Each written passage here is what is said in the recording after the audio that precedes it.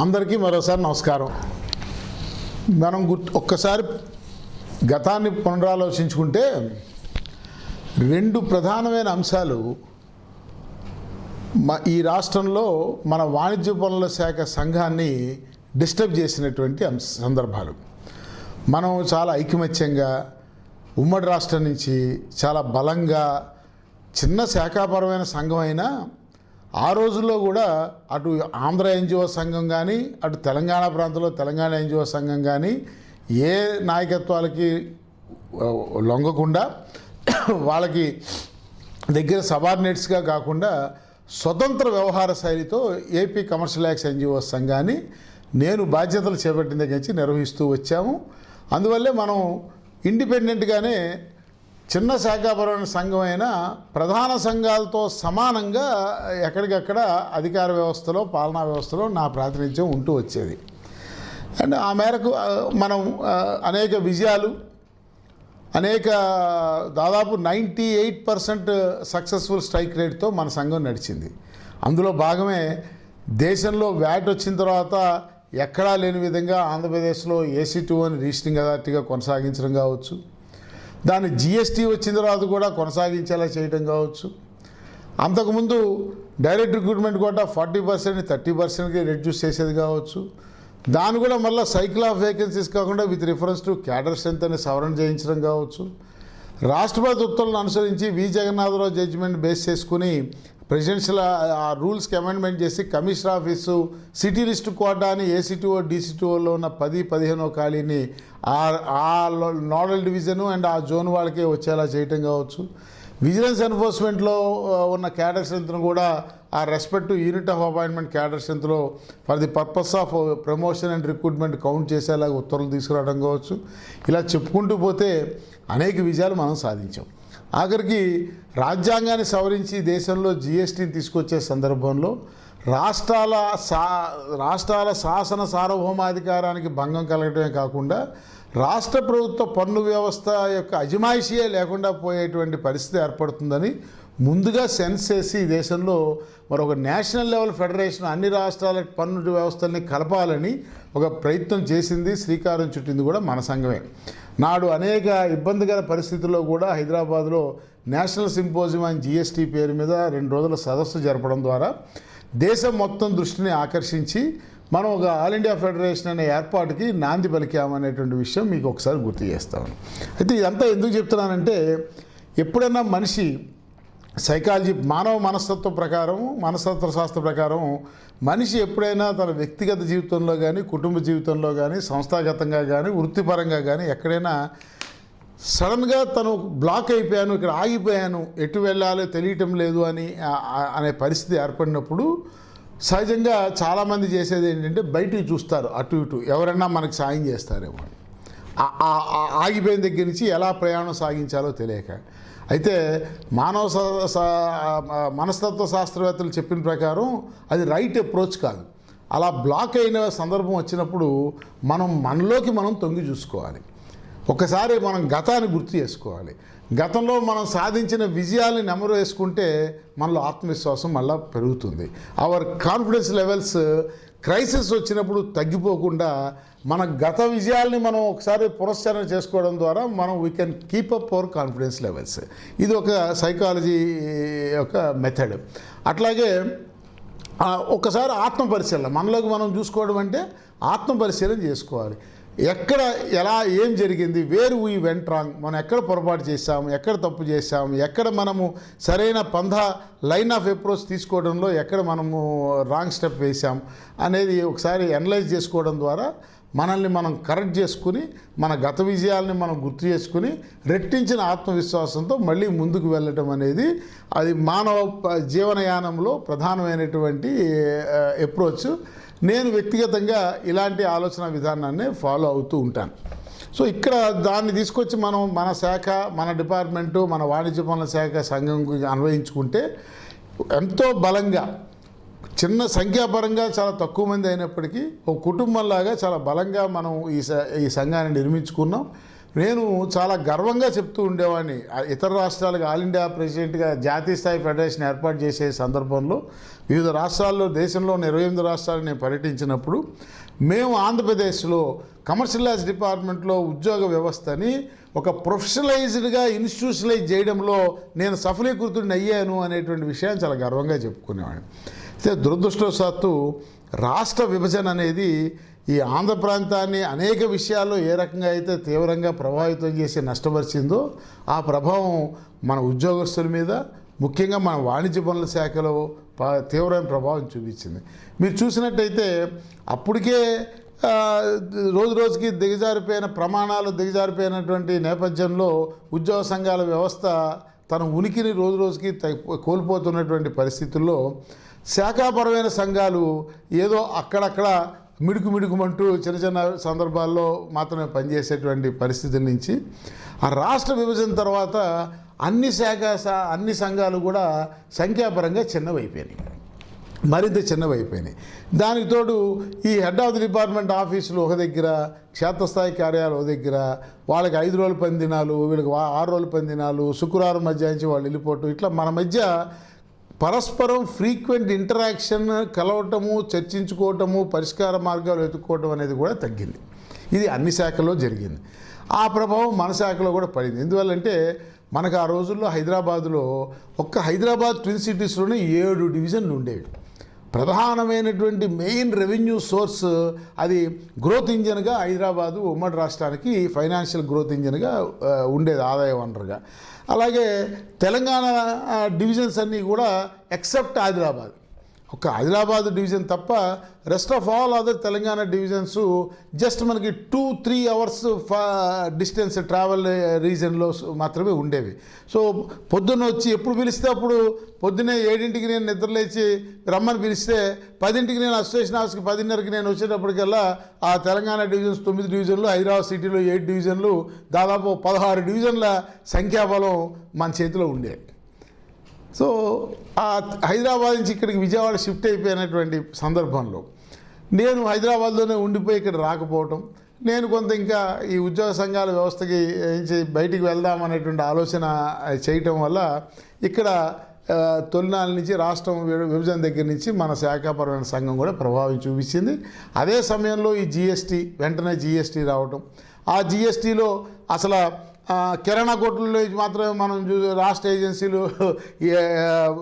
పరిశీలించాల్సిన పరిస్థితి తొలుత first GST కౌన్సిల్లో ఏర్పడటం, ఆ సమయంలో దేశవ్యాప్తంగా మనము తిరిగేటువంటి సందర్భంలో రాష్ట్రంలో కొంత మన సంఘం మీద ఫోకస్ తగ్గడం, ఆ తదనంతరం మరలా నేను ఆంధ్రప్రదేశ్కి వచ్చిన నేను ఏపీ గవర్నమెంట్ ఎంప్లాయీస్ అసోసియేషన్ని ప్రధాన సంఘాన్ని ఒకటి నిర్మాణం చేసేటువంటి ప్రక్రియలో ఉండిపోవటం వల్ల కొంత మన సంఘం కొంత డైల్యూట్ అయిందనేది యథార్థం.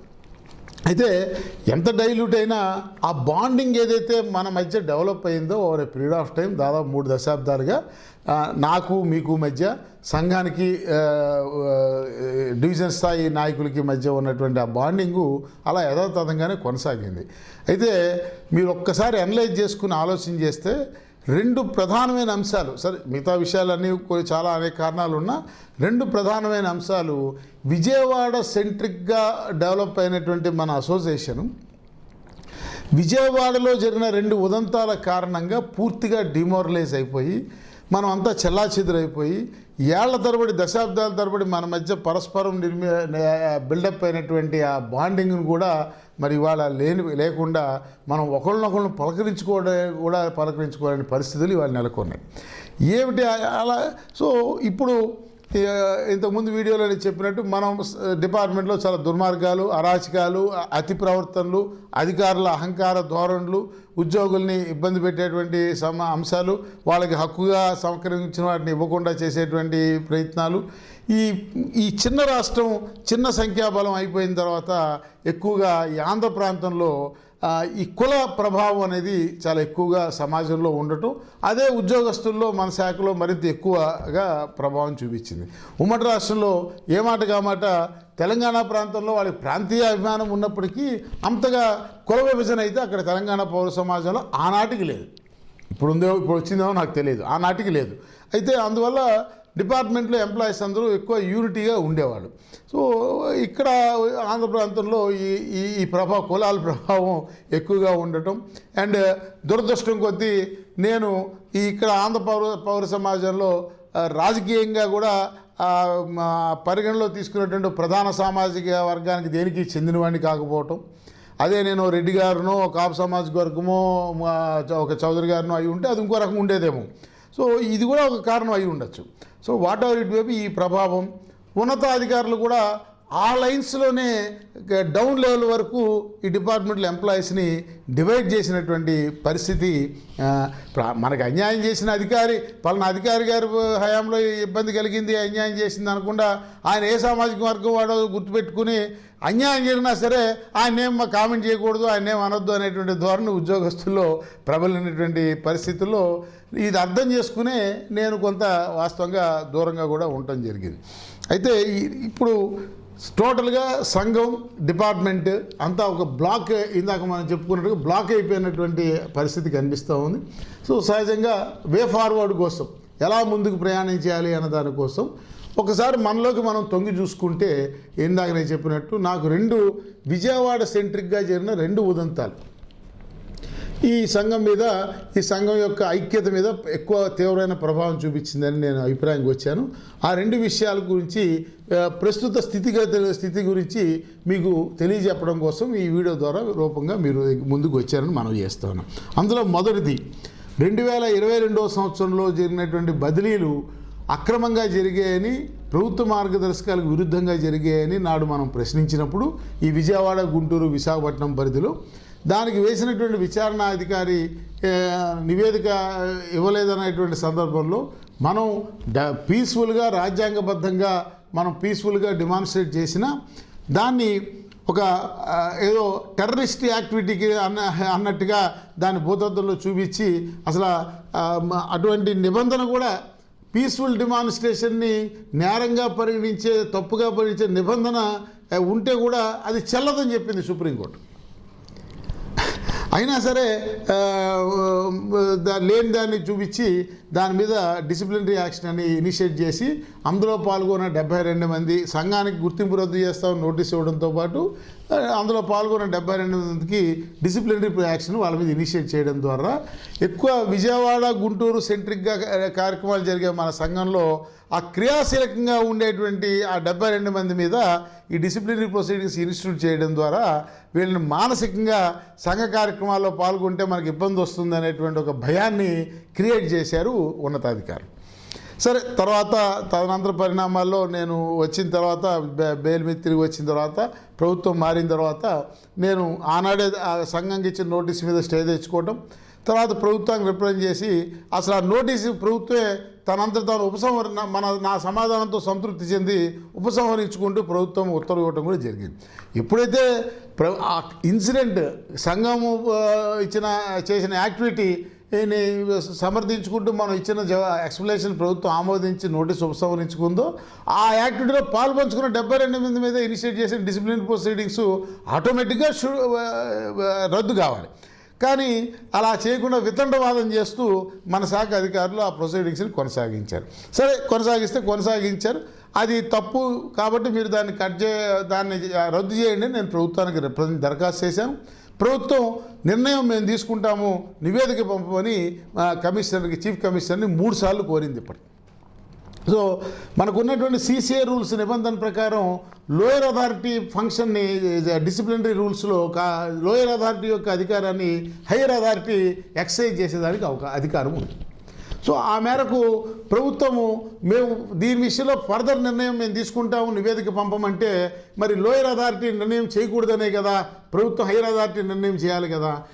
ఆ ఇంగిత జ్ఞానం కూడా లేకుండా నేను ఆయన అహ్మద్ బాబు గారి వ్యక్తిగత ప్రవర్తన మీద హైకోర్టులో కేసు వేసి అని కోపం కొద్దీ, ఆ ఉక్రోషం కొద్దీ రాత్రి మరి వీళ్ళందరికీ 72 మందికి శిక్ష విధిస్తూ పనిష్మెంట్ ఇస్తూ వాళ్ళు కొంతమందిని ప్రమోషన్కి ఓవర్లుక్ చేశారు.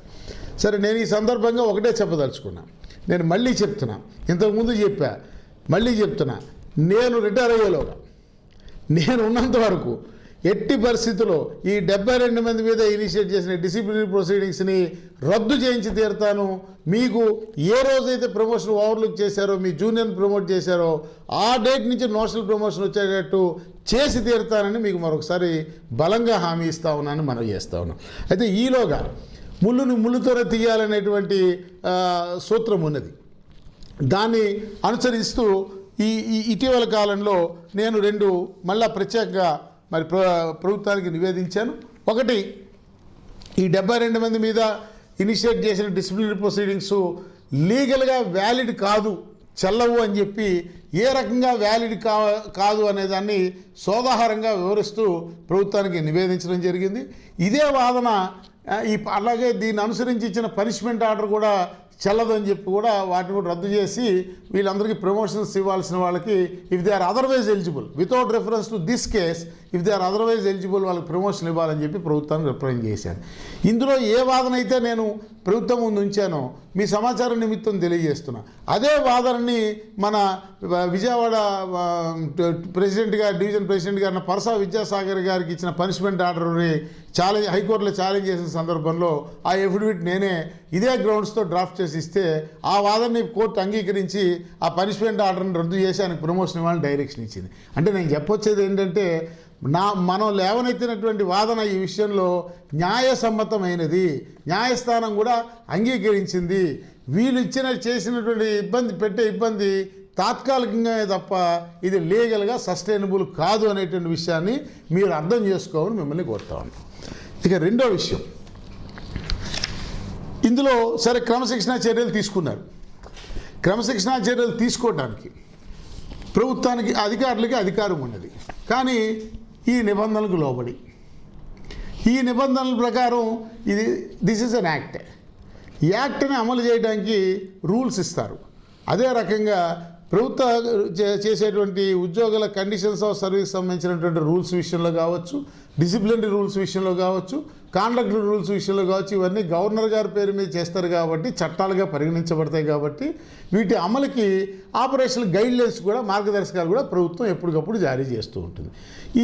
ఈ విషయంలో ఈ శాఖాపరమైన విచారణ విషయంలో చాలా స్పష్టంగా ప్రభుత్వము టైం లైన్స్ని పెట్టి ఏ స్థాయిలో ఏ రకంగా డిసిప్లినరీ ప్రొసీడింగ్స్ని కంక్లూడ్ చేయాలి, పెనాల్టీ విధించాలి అనే దాన్ని చాలా స్పష్టంగా ప్రభుత్వం నిర్దేశించింది. సో ఆ ప్రకారం చూస్తే ఈ విజయవాడ ఈ డిసిప్లినరీ కేసు ఏదైతే విజయవాడ, గుంటూరు కమిషనర్స్ ఉద్యోగుల మీద ఇచ్చారో అది ఈ రూల్స్ ప్రకారం చెల్లదు. ఇది కామన్ ప్రొసీడింగ్స్ చేయకుండా విడివిడిగా చేశారు కాబట్టి చెల్లదు. రెండు, మరీ ముఖ్యంగా విజయవాడ నోడల్ డివిజన్ పరిధిలో ఉన్నటువంటి వాళ్ళ మీద చేసిన డిసిప్లినరీ ప్రొసీడింగ్స్ అసలు చెల్లదు. అలా అది అసలు చెల్లదు అని ఎందుకు అంటున్నానంటే, అసలు అక్కడ Vijayawada nodal division joint commissioner, number 1 division joint commissioner గారు is the appointing authority cum disciplinary authority. ఈ నోడల్ డివిజన్ పరిధిలో ఉన్న ఉద్యోగులకి అప్ టు ఎస్టో క్యాడర్కి సంబంధించినటువంటి ఉద్యోగులకి. సో ఆ అధికారి ఆయన పరిధిలో ఉన్న ఎవరైనా అధికారిని విచారణాధికారిగా నియమించవచ్చు. కానీ మీకు చిత్రంగా అసలు ఆయనకి అధికార పరిధి లేని కమిషన్ హౌస్లో పనిచేస్తున్న అధికారిని విచారణాధికారిగా నియమిస్తూ ఉత్తర్వు ఇచ్చాడు ఆయన. అంటే ఈ యూనిట్ ఆఫ్ అపాయింట్మెంట్ అధికారి ఇంకెక్కడో పనిచేస్తున్నాయని విచారణాధికారిగా నియమిస్తూ ఉత్తర్వు ఇచ్చే, అసలు C2O ర్యాంక్ అధికారిని వేరే కమిషన్ హౌస్లో పనిచేస్తున్న అధికారిని విచారణాధికారిగా నియమించే అధికారం ఈయనకు ఉందా? సో ఆ గ్రౌండ్ మీద కూడా మిగతా వాళ్ళ సంగతి పక్కన విజయవాడ 1 డివిజన్ వాళ్ళ డిసిప్లిన్ ప్రొసీడింగ్స్ చెల్లవు. ఇక మీరు అవగాహన లేక ఆవిడ విజయనగరం ట్రాన్స్ఫర్ వెళ్ళిపోతే విచారణకు విజయనగరం రమ్మంటే మీరు అవగాహన లేక బస్సులు వేసుకుని విజయనగరం పోయారు. సరే, దానిలో చాలా స్పష్టంగా నిర్దిష్టమైనటువంటి విధి విధానాలు ప్రభుత్వం రూపొందించింది. ఆ రూపొందించిన విధి విధానాల్లో చాలా క్లియర్గా ఎవరైతే ఎంక్వైరీ అథారిటీస్, డిసిప్లినరీ అథారిటీస్ ఆ నిర్దేశిత కాల పరిమితిలోగా, అంటే సాధారణ కేసులు 3 నెలల్లో, కాంప్లికేటెడ్ కేసులు 6 నెలల్లో పూర్తి చేయాలని ఉంది. ప్రతి దశలో ఎప్పుడు నోటీస్ ఇవ్వాలి, ఎన్ని రోజుల్లో నువ్వు జవాబు ఇవ్వాలి అనేవి schedule step wise time lines schedule చేశారు. దాని ప్రకారం నేను రికార్డుని వెరిఫై చేస్తే మన ఉద్యోగులు ఎవరైతే అభియోగాలు మోపబడిన ఉద్యోగులు వాళ్ళకి ఇచ్చిన టైం లైన్ని వాళ్ళు అడ్హెర్ అయ్యారు in filing their replies or in filing their explanations. కానీ అటు ఎంక్వైరీ అథారిటీస్ కానీ డిసిప్లినరీ అథారిటీస్ కానీ వాళ్ళకి ఇచ్చిన టైం లైన్స్ని అడ్హర్ కాలేదు. సో అలాంటి పరిస్థితుల్లో ఆ ప్రభుత్వ ఉత్తర్వులు ఏం నిర్దేశిస్తున్నాయంటే, నువ్వు ఇచ్చిన టైం లైన్లోగా నువ్వు విచారణ పూర్తి చేయకపోతే తదుపరి ఆ విచారణ కొనసాగించాలంటే నీ పై అధికారి అనుమతి తీసుకోవాలి. ఎందువల్ల నువ్వు ఆ నిర్దేశిత గడువులోగా పూర్తి చేయలేకపోన్న దానికి వివరణ ఇస్తూ నువ్వు కొనసాగించాలంటే తిరిగి పై అధికారి అనుమతి తీసుకుని కొనసాగించాలి. అలాంటి ఎక్స్ప్లెనేషన్ ఇచ్చి ఎటువంటి వివరణ ఇస్తూ మీ ఎంక్వైరీ అథారిటీసు వాళ్ళ పై అధికారులను తగ్గించి ఎక్స్టెన్షన్ ఆఫ్ టైం కోరలేదు. ఈ అథారిటీ కూడా ఎక్స్టెన్షన్ ఆఫ్ టైం ఇవ్వలేదు. కాబట్టి అది చెల్లదు. అలాగే డిసిప్లినరీ అథారిటీ కూడా ఎంక్వైరీ అథారిటీ నివేదిక ఇచ్చిన తర్వాత 2 వారాల్లోగా పనిష్మెంట్ ఏమి ఆర్డర్ పాస్ చేస్తారో ఫైనల్ ఆర్డర్ పాస్ చేయాలి. ఇప్పుడు మీరు చూసినట్టయితే ఈ 3 చోట్ల 2024 జనవరి నెలలో విచారణ అధికారులు నివేదిక ఇచ్చారు. ఫైనల్ ఆర్డర్ ఎప్పుడు పాస్ చేశారంటే 3 ఏప్రిల్ 30, 2026 నాడు ఒకే రోజు కమిషనర్ గారు చెప్పిన ప్రకారం పాస్ చేశారు. అంటే దాదాపు 2 సంవత్సరాల తర్వాత. ఇది చెల్లదు. చెల్లకపోగా ఈ విచారణ అధికారులు ఈ డిసిప్లినరీ అథారిటీసు ఆ గడువు లోబడి చేయనందుకు ఆ ఉత్తర్వులు ఏముందంటే వాళ్ళ మీద క్రమశిక్షణా చర్యలు తీసుకోవాలని ఉంది. సో కాబట్టి ఇప్పుడు ప్రభుత్వమే ఇవన్నీ నా డిమాండ్ కాదు, ఇది ప్రభుత్వమే నిర్దేశించినటువంటి నిబంధన. సో ఇప్పుడు ఆ నిబంధన ప్రకారము ఎవరెవరైతే ఇప్పుడు ఈ 3 యూనిట్ ఆఫ్ అపాయింట్మెంట్స్లో విచారణ అధికారులుగా డిజిగ్నేట్ చేయబడ్డారో, ఎవరెవరైతే డిసిప్లినరీ అథారిటీస్గా వ్యవహరించారో వాళ్ళు ఆ కాలపరిమితి ముగిసి చేసినది చెల్లదు. కాబట్టి వాళ్ళ మీద క్రమశిక్షణా చర్య తీసుకోమని మీ ప్రభుత్వం వారు నిర్దేశించిన నిబంధనలు ఉంది. కాబట్టి ఆ మేరకు వీళ్ళందరి మీద ఎంక్వైరీ అథారిటీ డిజిగ్నేట్స్గా వ్యవహరించినటువంటి నిర్మల జ్యోతి గారు, భాస్కరవల్లి గారు, జి వెంకటేశ్వర రెడ్డి గారు, అలాగే డిసిప్లినరీ అథారిటీస్గా వ్యవహరించినటువంటి మధుబాబు గారు, శ్రీలక్ష్మి గారు, గీతా మాధురి గారు, అభిషిక్త కిషోర్ గారు, షేక్ జహీర్ గారు, ప్రశాంత్ కుమార్ గారు, కె అపర్ణ గారు, అదే రకంగా గిరిజాశంకర్ గారు, అహ్మద్ బాబు గారు in respect of commissioner office. వీళ్ళందరి మీద ఆ నిబంధనల ప్రకారం క్రమశిక్షణా చర్యలు తీసుకోమని నేను లిఖితపూర్వకంగా ప్రభుత్వాన్ని కోరాననేటువంటి విషయాన్ని మీకు మనవి చేస్తాను. దీని నుంచి వాళ్ళు తప్పించుకోలేదు. ఇప్పుడు మీ మీద ఆ జీవో ప్రకారం మీ మీద ఈ చర్యలు కన్ఫర్మ్ చేయాలంటే అదే జీవోలో ఉన్న దీన్ని అంగీకరించకుండా ఉండే అవకాశం లేదు. ఖచ్చితంగా దీన్ని ప్రభుత్వం కన్సిడర్ చేయకపోతే దీని మీద సంఘం పరంగా హైకోర్టులో దావా వేసి వీళ్ళందరి మీద ప్రభుత్వం ఇచ్చిన ఉత్తర్వుల ప్రకారం క్రమశిక్షణా చర్యలు తీసుకునేలాగా ఆదేశాలు వచ్చేలాగా సంఘం పక్షాన కృషి చేస్తానని, న్యాయ పోరాటం కూడా చేస్తాననే విషయాన్ని కూడా మీరెవరు ఇండివిజువల్గా చేయాల్సిన అవసరం లేదు. సంఘం పరంగా ఈ లీగల్ బ్యాటిల్ కొన్ని చేస్తామనేటువంటి విషయాన్ని ఈ సందర్భంగా మీ దృష్టికి తెస్తున్నా. కాబట్టి ధైర్యంగా మీరు మరలా సంఘంలో పాలు పంచుకోండి. చేస్తాం. నమస్కారం. మరిన్ని ఆసక్తికర విశేషాలతో తరువాయి